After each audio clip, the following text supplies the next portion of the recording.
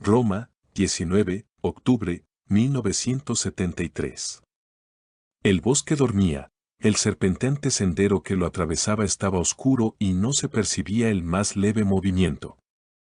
El prolongado crepúsculo estaba desapareciendo en esos instantes y el silencio de la noche cubría la tierra. El pequeño torrente, tan porfiado en su gorgoteo durante el día, iba cediendo a la quietud de la noche que se aproximaba. A través de las pequeñas aberturas entre las hojas se divisaban las estrellas, brillantes y muy cercanas. La oscuridad de la noche es tan necesaria como la luz del día. Los acogedores árboles, recogidos ahora en sí mismos, se mostraban distantes, se encontraban ahí, rodeándolo a uno, pero apartados e inaccesibles, dormían y no había que molestarlos. En esta quieta oscuridad, había un crecer y un florecer que reunía fuerzas para enfrentarse a la vibrante vitalidad del día. La noche y el día son esenciales, ambos dan vida, energía a todas las cosas vivientes. Solo el hombre la disipa. El dormir es muy importante, un dormir sin demasiados sueños ni agitación. Mientras dormimos ocurren muchas cosas, tanto en el organismo físico como en el cerebro. La mente es el cerebro, ambos son una sola cosa, un movimiento unitario. Para esta estructura total, el dormir es absolutamente esencial. Durante el sueño adviene el orden, el ajuste de las funciones y se originan percepciones más profundas. Cuanto más quieto está el cerebro, tanto más profundo es el discernimiento. El cerebro necesita seguridad y orden para funcionar armoniosamente, sin fricción alguna. La noche se encarga de ello, y durante el dormir tranquilo hay movimientos, hay estados que el pensamiento jamás podrá alcanzar. Los sueños son desorden, deforman la percepción total. Mientras duerme la mente se rejuvenece a sí misma. Pero suele decirse que los sueños son necesarios, que si uno no soñara podría enloquecer. Se afirma que ayudan, que son reveladores. Están los sueños superficiales, que no tienen mucho significado, están los sueños significativos y también existe el estado sin sueños en absoluto. Los sueños son, en sus diferentes formas y símbolos, la expresión de nuestra vida cotidiana. Si no hay armonía, si no hay orden en nuestra vida cotidiana de relación, entonces los sueños son una continuación de ese desorden. Mientras dormimos, el cerebro trata de producir ese orden desde esta confusa contradicción. En esta lucha constante entre el orden y el desorden, el cerebro se desgasta. Pero él debe tener seguridad y orden para poder siquiera funcionar, y así es como llegan a ser necesarias las creencias, las ideologías y demás conceptos neuróticos. Convertir la noche en día es uno de esos hábitos neuróticos. La insensatez que se desarrolla en el mundo moderno después del anochecer, es un escape de la rutina y el fastidio del día. La total percepción del desorden en la relación tanto privada como pública, personal o distante, el darse cuenta, sin opción alguna, de lo que es, durante las horas conscientes del día, induce orden donde imperaba el desorden. Entonces el cerebro no necesita buscar el orden mientras dormimos. Los sueños son solo superficiales, sin significación. El orden en la totalidad de la conciencia, no solo en el nivel consciente, se produce cuando cesa por completo la división entre el observador y lo observado. Se trasciende lo que es cuando el observador, que es el pasado, que es tiempo, llega a su fin. El presente activo, lo que es, no se halla esclavizado al tiempo, como lo está el observador. Solo cuando la mente, el cerebro y el organismo tiene este orden total durante el sueño, hay una percepción profunda de ese estado inexpresable en palabras, de ese movimiento intemporal. Esto no es ningún sueño fantástico, alguna abstracción de escape. Es la meditación en su expresión máxima y completa.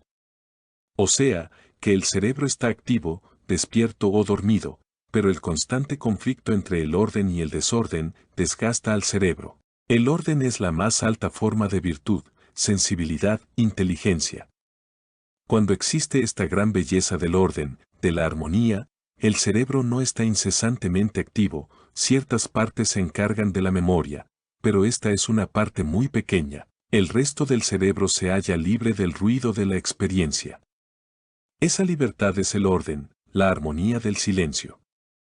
Esta libertad y el ruido de la memoria se mueven juntos, la acción de este movimiento es inteligencia.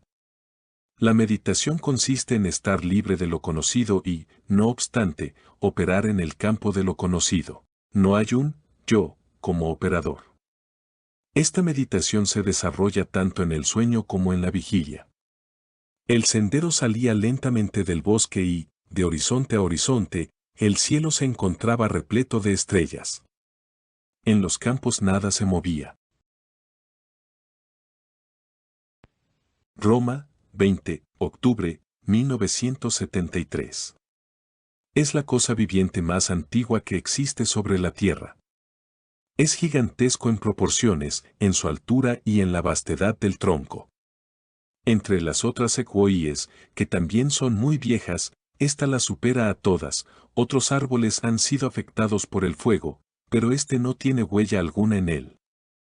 Ha vivido a través de todas las terribles cosas de la historia, ha pasado por todas las guerras del mundo, por toda la perversidad y el dolor del hombre, por el fuego y el relámpago, por todas las tormentas del tiempo. Ha pasado a través de todo eso sin contaminarse, majestuoso y completamente solo, con inmensa dignidad. Han habido incendios, pero las cortezas de estas secuoías fueron capaces de resistirlos y de sobrevivir. Los bulliciosos turistas no habían arribado todavía, y uno podía estar a solas con este silencio gigante que, cuando uno se sentaba debajo de él, lo veía elevarse hasta los cielos, inmenso e intemporal. Sus años mismos le otorgaban la dignidad del silencio y el retraimiento propios de una edad muy avanzada.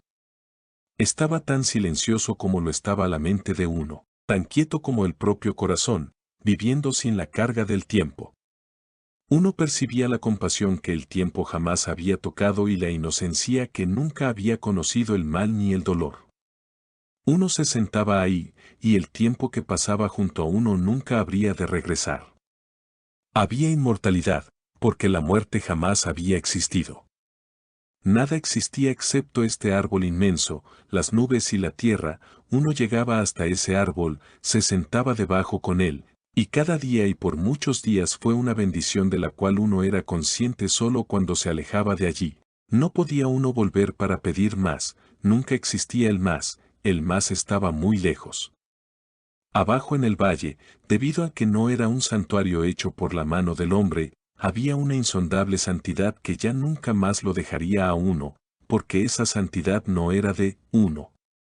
En la madrugada, cuando el sol no había alcanzado aún las copas de los árboles, el venado y el oso estaban ahí, observamos a ambos con asombro y con los ojos muy abiertos. La tierra nos era común y el miedo estaba ausente. Los grajos azules y las ardillas rojas llegarían pronto, la ardilla era dócil y amigable. Uno guardaba nueces en el bolsillo y ella las tomaba de la mano. Cuando la ardilla había tenido ya bastante, los dos grajos bajaban saltando de las ramas y los regaños terminaban. Y comenzaba el día. En el mundo del placer, la sensualidad se ha vuelto muy importante. El goce es el que ordena, y pronto el hábito del placer toma el mando. Aunque ello pueda dañar todo el organismo, el placer domina, el placer de los sentidos, el placer del astuto y sutil pensamiento, el de las palabras y el de las imágenes mentales y manuales, que es la cultura de esta educación, el placer de la violencia y el placer del sexo. El hombre es moldeado para las pautas del placer, y toda existencia, religiosa o de otra clase, es la persecución del placer. Las desenfrenadas exageraciones del placer son el resultado de la conformidad moral e intelectual. Cuando la mente no es libre y no está atenta, la sensualidad se vuelve un factor de corrupción, que es lo que está ocurriendo en el mundo moderno. Dominan el placer del dinero y el del sexo.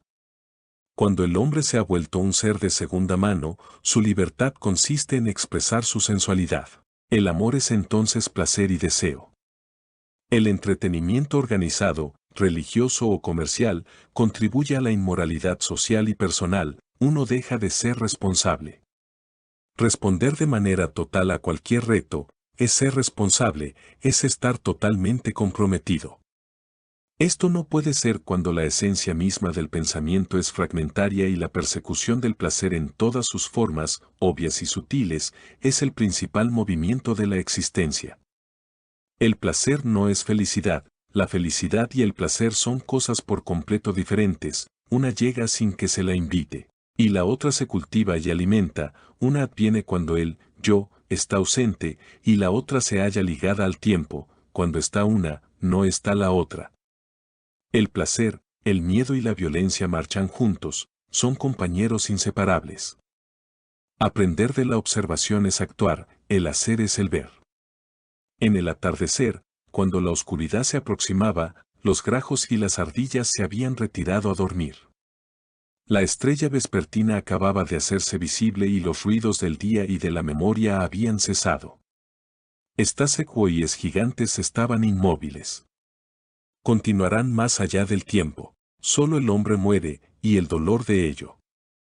Era una noche sin luna.